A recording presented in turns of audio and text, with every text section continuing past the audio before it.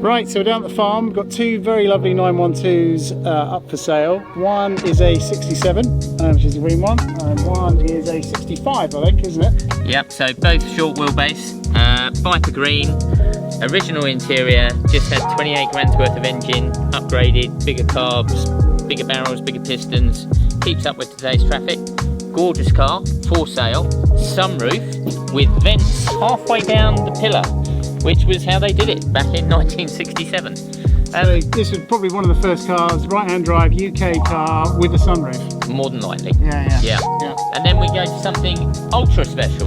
Yeah. So this is a 65 short wheelbase right-hand drive car. One of the first 20 off the production line. Very early car, had a 3-year build. The car is concourse, absolutely stunning. Something for the collector, but can be used all day, every day. Where do you find two beautiful right-hand drive full wheelbase cars? They're stunning.